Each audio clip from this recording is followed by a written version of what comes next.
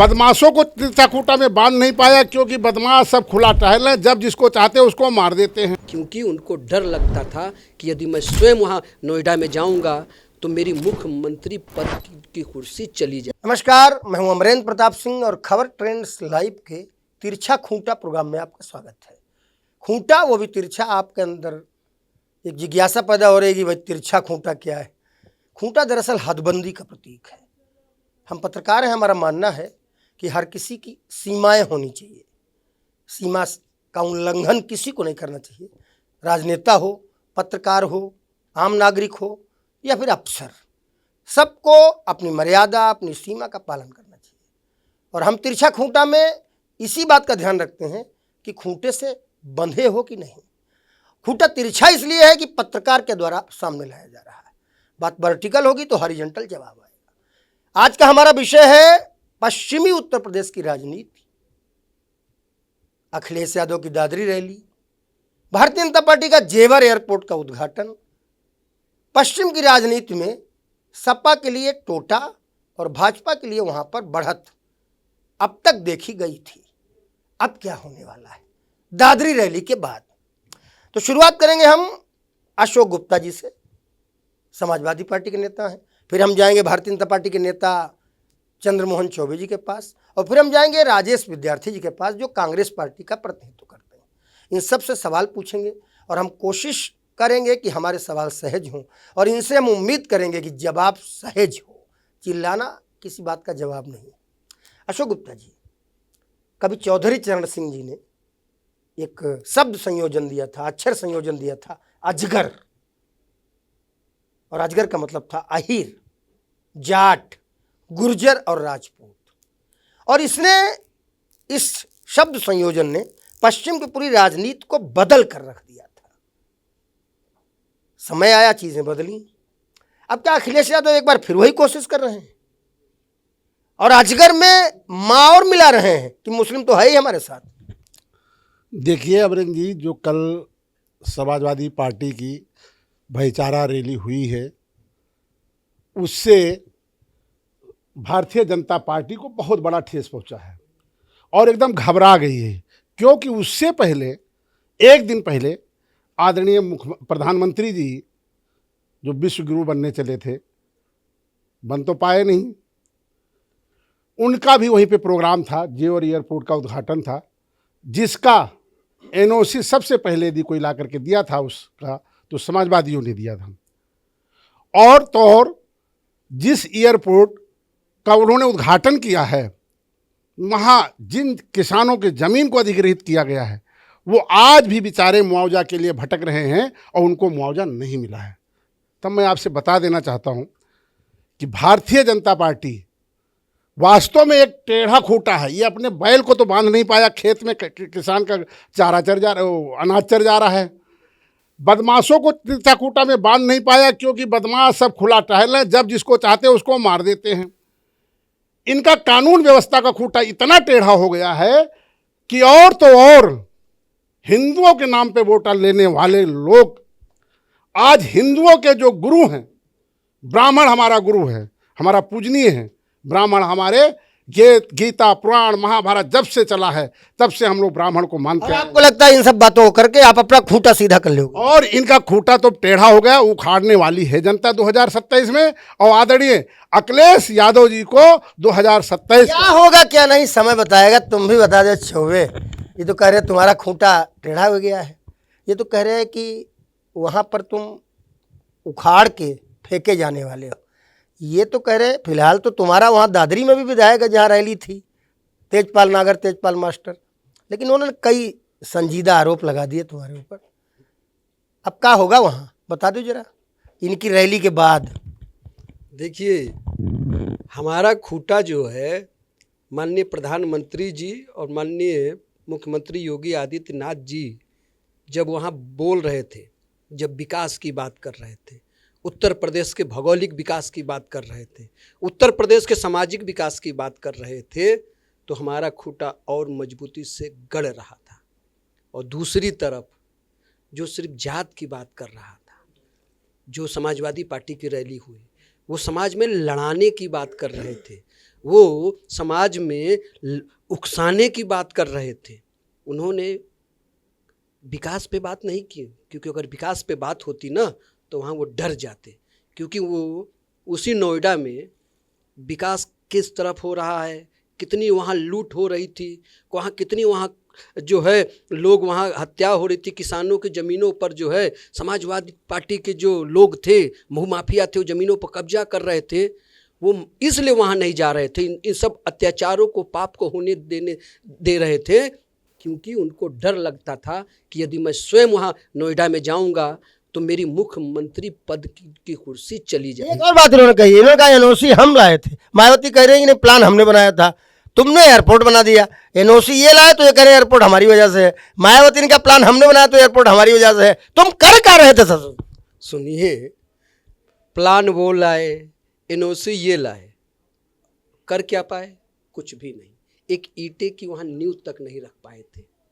हमारी सरकार आई, एनओसी से लेकर, प्लान से लेकर, नींव से लेकर और उसका भव्य निर्माण तक हमारी सरकार में दिखा। तो जनता देखती है, सुनती नहीं है। भ्रम, अफवाह, ये जो 24 में थोड़ा सा आरक्षण खत्म हो जाएगा, लोकतंत्र खत्म हो जाएगा, ये जो भ्रम इनको फैलाना था, जो एक कांठ की हांडी इन्होंने चढ़ाई थी, उसमें एक बार ये भोजन पका चुके हैं। अब जो है सही कढ़ाई होगी, लोहे की कढ़ाई होगी, उसमें सब्जी होगा, उसमें मसाला होगा, उसमें तेल होगा, और ये सब जनता हमको एकत्र सब्जी मसाला तेल हो जो तुमने काम किया नहीं, हाँ, सब जो काम किया है उसमें वहाँ का विकास होगा। सुनिए, उस कढ़ाई में जानते क्या होगा? 14 मेडिकल कॉलेज से, सुनिए, 14 मेडिकल कॉलेज से 85 मेडिकल कॉलेज होगा। उसमें 2 एक्सप्रेसवे से 10 एक्सप्रेसवे होंगे। उसमें जो पश्चिम क्षेत्र है वो वही पश्चिम क्षेत्र है जिसमें किसानों का जो है गन्ना भुगतान इनकी सरकार में नहीं होता। अब तुम सारी योजना गिना दो, रुको हम कांग्रेस के पास। नहीं चौबे जी, मैं आता हूँ। कांग्रेस पार्टी नोएडा समाजवादी पार्टी के टाइम बना हो, नोएडा मायावती के टाइम बना हो, ऐसा भी नहीं है। नोएडा था, फिर ग्रेटर नोएडा भी बना, गाजियाबाद था, गाजियाबाद में भी कुछ एक्सटेंशन हुआ। सवाल इस बात का है, क्या कांग्रेस पार्टी ने भी कुछ किया है या सब यही लोग कर डाले?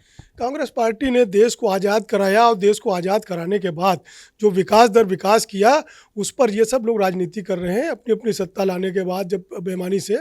और जब भी कांग्रेस, देखिए 77 में जब हमारी सरकार चली गई तो उसके बाद जनता पार्टी की सरकार आई जिसमें ये सब लोग मिले हुए थे। भारतीय जनता पार्टी ये सब मिले थे। हाँ, सब मिले थे। तो कांग्रेस विरोधी जितने लोग थे सब मिले थे, तो उसमें कौन सी ऐसी बात हो गई, मैंने कह दिया। तो ये लोग 2 साल भी सरकार नहीं चला पाए थे, क्योंकि इनकी जो मंशा, उस समय की जनता जिसने आज़ादी को बहुत करीब से देखा था, आज़ादी की लड़ाई को, कांग्रेसियों के बलिदान को बहुत करीब से देखा था, उसने जान लिया कि ये भ्रम फैलाते हैं, झूठ बोलते हैं। अब जब जैसे अभी बता रहे हैं कि एक्सप्रेस वे बन रहा है, तमाम चीज़ों को इन्होंने गिना दिया, तो ये झूठ इतना बोलते हैं। कहते हैं हर मिनट हमारा मेडिकल कॉलेज बन रहा, हर मिनट एम्स बन रहा, और जहाँ बन रहा है, पुल बनते हैं, वो गिर जाते हैं। अभी गड्ढा एक्सप्रेस वे पे मिल गया, अभी ये ठीक से बन भी नहीं पाया, वहाँ मिट्टी है जो लड़े जा रहे हैं। तो ये तो झूठ बोलते हैं। देश, मैंने क्या कहा, चाहे देश की जनता हो चाहे प्रदेश की जनता हो, वो सब देखती है। वो देखती है कि इस उत्तर प्रदेश में जब समाजवादी पार्टी की सरकार थी 2012 से 17 तक, तो उन्होंने सिर्फ 1,92,000 सरकारी नौकरी दी थी। हमारी सरकार ने सिर्फ उत्तर प्रदेश को, प्रशासन को सुधारने के लिए 1,92,000 से अधिक सिर्फ पुलिस भर्ती की है, यानी 9 लाख से अधिक सरकारी भर्तियां हुई। तो ये यहाँ की जनता जो है, और सुनिए, वो भर्ती ऐसी नहीं हुई है, उसमें किसी का खेत नहीं बिका, किसी माँ बहन का गहना नहीं बिका, किसी की जमीन पेपर लीक पर भी तो बोल दें। बोल दो भैया, 1 मिनट। चौबे जी, मैंने कहा था सहज जवाब चाहिए, आपसे भी जवाब चाहिए। नौकरी तो दी है वही सरकार ने, और सबसे ज़्यादा तो पुलिस में दी है। अब पुलिस डंडा ताने खड़ी है, मजाल है किसी की जो गड़बड़ कर जाए। हाँ, भारतीय जनता पार्टी को मैंने बहुत पहले बता दिया था, झूठी पार्टी है, इनके कोई आंकड़े नहीं होते हैं। और इन्होंने नौकरियां कब किसको दी? पुलिस, ये बताइए, कहावत है, ये पढ़े लिखे हैं ना, अगर पढ़े लिखे हैं, डॉक्टर अशोक गुप्ता, नहीं तो इसलिए हमने कहा पढ़े लिखे हैं ना। अरे मास्का में पीएचडी, अरे जी हाँ जी हाँ, अभी डाल दे मोबाइल पर और पूछ ले कि डालो मोबाइल पर। देखिए सुनिए, छो जरा। देखिए अमरिंदर जी सुनिए, मैंने कहा था मैं आऊंगा आपके पास। अमरिंदर जी ये कालनेमियों की पार्टी है और जनता ने बहुत ही उम्मीद के साथ ये चाय वाले को गद्दी पे बैठाया था, लेकिन अब इनको शांत रखेंगे तभी तो बोलिए। लेकिन केवल एनओसी देने से जेवर एयरपोर्ट थोड़े आपका होगा। देखिए जेवर एयरपोर्ट की बात आप सुन लीजिए, उसे ये पहले इनसे पूछ लीजिए इसको बेचेंगे या नहीं बेचेंगे। इससे पहले 6 हुए थे वो बंद पड़े हैं, इससे पहले 6 का भी ये उद्घाटन कर चुके हैं। बंद पड़ा, हम तो लखनऊ से अभी बैठ के गए थे हवाई जहाज। वो इन्होंने नहीं बनाया था, वो कांग्रेस की सरकार में बनी होगी। कंफर्म डेट अभी ये झूठ लोग गोरखपुर भी गया हूँ और मैं कुशीनगर भी गया हूँ। सुन लीजिए 6 कब बंद होगा? देखो वो बात कहो जो हो। अब रही बात एक्सप्रेसवे के आ जाइए, कॉरिडोर पे आ जाइए। अभी 4 दिन पहले एक सड़क बनाई अखिलेश यादव जी ने, उसका रोज नाम लेते हैं यार। अगर 75 जिला को जो उनकी रोटें थी, गांव से रोडें थी, 75 जिला को सभी गांव के जिला मुख्यालय से जोड़ने का काम यदि किया आप ही कर दिए। अखिलेश यादव जी ने। 75 जिलों को अखिलेश यादव ने जोड़ दिया था। अब सुन लीजिए इन्होंने जो है क्या कहा। इनके समय देखिए बड़ी बात नहीं, कहने की बात होती है। आपके जेब में कितना पैसा है, पैसा होगा तभी आप कुछ कर पाएंगे। इनके समय का जानते हैं कुल बजट कितना था?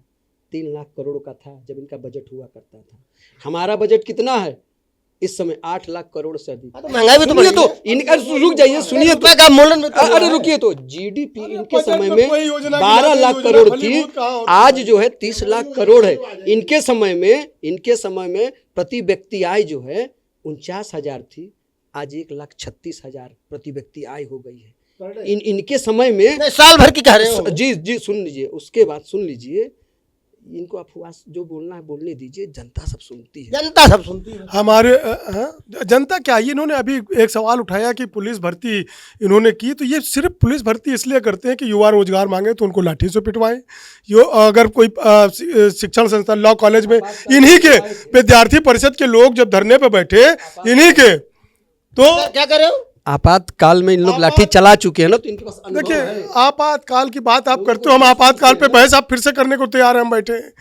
आपातकाल का दर्द जो है, आपातकाल छोड़ भी देखो, नया बताओ यार। तो नया तो सुनिए। क्या कह रहे हो आप? बिना बोले इस वक्त इमरजेंसी चल रहा है। बिना बोले इमरजेंसी चल रहा है। वो तो हमारे देखिए हमारे साधु सन्यासी जानते हैं, जब इंदिरा गांधी जी ने गौ पर संसद के सामने और सन्यासियों पर गोली चलाई थी, वो पुलिस इनको याद है, ये उन्हीं की पुलिस थी।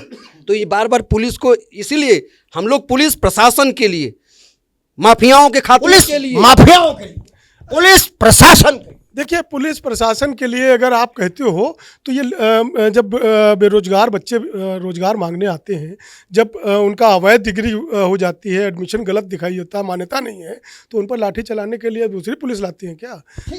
सवाल मूल हम फिर आ जाते हैं। आज घर क्या वापस होने वाला है? क्या आहिर गुर्जर जाट राजपूत वापस करने की कोशिश कर रहे हैं अखिलेश यादव? और राजपूत तो योगी जी के साथ दिख रहा। देखो अगर हम बहुसंख्यक में बात करें तो मुस्लिम वोटर अखिलेश यादव को बहुत सपोर्टर रहा है, लेकिन अब जो कोशिश कर रहे हैं अखिलेश यादव, ये किसके लिए है? आहिरों के लिए, गुर्जरों के लिए, जाटों के लिए, राजपूतों के लिए, इन सबके लिए, या केवल गुर्जर के लिए? देखिए वक्त के हिसाब से चीजें बदलती रहती थी। तब अजगर था, पीडीए है। तब अजगर था, पीडीए है। सत्ता के लिए इन्होंने अपने मुंह से, समाजवादी पार्टी ने अपने मुंह से स्वीकार कर लिया।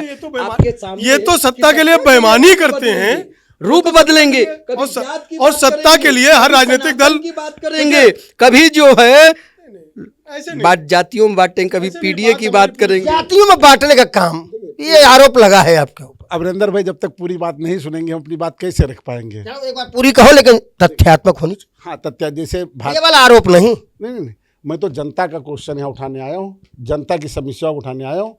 और भारतीय जनता पार्टी के जो ये काला चश्मा लगा है, बिना लगाए, ये अंधी तो थी बहरी भी है। अभी हमारे भारतीय जनता पार्टी के साथी कह रहे थे कि अखिलेश यादव जी दादरी में गए और कुछ विकास के कार्य किए नहीं। अरे वो वही जगह है जहाँ 6ठे जगह यदि कहीं पे मेट्रो चला था तो नोएडा में चला पे कहीं योगी जी चला पाए हैं मेट्रो? मैं आप 6 जगह कहाँ चलाए थे जरा हमें भी बता दो। लखनऊ, बनारस, कानपुर, गोरखपुर, नोएडा हो गए। उद्घाटन किया कानपुर में प्रधानमंत्री जी ने उद्घाटन किया। कब किया? वो भी 24 से पहले हुआ। इन लोगों ने जो है सिर्फ झूठ, भ्रम, अफवाह फैलाने का काम करते हैं और इसीलिए जनता इनको जवाब देती है। अच्छा, एक सवाल आखिरी है और कांग्रेस पार्टी से है, तिरछा खूंटा में। क्या कांग्रेस पार्टी, जिसने अभी तक कोई ऐसा डिक्लेरेशन नहीं किया है कि 27 में हम लड़ेंगे कैसे, क्या कांग्रेस पार्टी अपनी दम से भी चुनाव लड़ सकती? देखिए, राजनीतिक दल अपने दम पर चुनाव लड़ने की तैयारी करता है और कांग्रेस पार्टी भी अपने दम पर चुनाव लड़ने की तैयारी कर रही है। अब यह है कि समय के हिसाब से, परिस्थितियों के हिसाब से गठबंधन की राजनीति चल रही है। ऐसा नहीं है कि भारतीय जनता पार्टी बिना गठबंधन के सरकार बनाए हुए है। सारे लोग गठबंधन की राजनीति अब देश में चल रही है, तो गठबंधन की राजनीति से हमें परहेज नहीं है। लेकिन सारे दल अपने बल पर चुनाव लड़ने के लिए तैयारी करते हैं, तो कांग्रेस पार्टी भी अपने बल पर। जी देखिए, इन्होंने साफ साफ बताया, इन्होंने कहा सही है, गठबंधन की राजनीति चल रही है, हमें गठबंधन से एतराज, इनकार नहीं है। लेकिन यदि कांग्रेस वास्तव में आपके साथ गठबंधन न की, तब फिर आपका क्या होगा? देखिए, जनता ने इनको बहुत मजबूत खूंटा समझ करके 3 बार वहाँ और 2 बार यहाँ बैठाया है। अरे हम कांग्रेस की बात पूछ रहे हैं, अभी वहाँ भी आएंगे, पहले कांग्रेस पे आओ ना। अभी कांग्रेस पे भी आ रहे हैं। ये अभी कांग्रेस है पे आ जाओ। जनता ने समझाता है ये बहुत मजबूत खूंटा है और बहुत सीधा खूंटा है, और 3 बार चेहरे पर ये इनका डर और भय इनके चेहरे पर, इनके शब्दों में आ रहा है कि आप प्रश्न कुछ और बोल रहे हैं। इतने ये डरे हुए, इतने ये सहमे हुए, बिना कांग्रेस के इनका काम नहीं है। नहीं, दिमाग काम नहीं कर पा रहा कि प्रश्न क्या है। जब पूरी बात आप होने नहीं देंगे तो हम आप तक पहुंचेंगे हम सवाल का जवाब चाहते हैं। कांग्रेस पार्टी ने साफ कहा कि हमें गठबंधन से एतराज नहीं है, लेकिन हर पार्टी अपनी दम से चुनाव लड़ने की तैयारी हमको वहाँ पहुंचने तो देंगे तभी तो कहेंगे। वहीं आ जाओ ना सीधे। तो जनता ने बहुत मजबूत खूंटा समझ करके मोदी जी को दिल्ली में बैठाया था।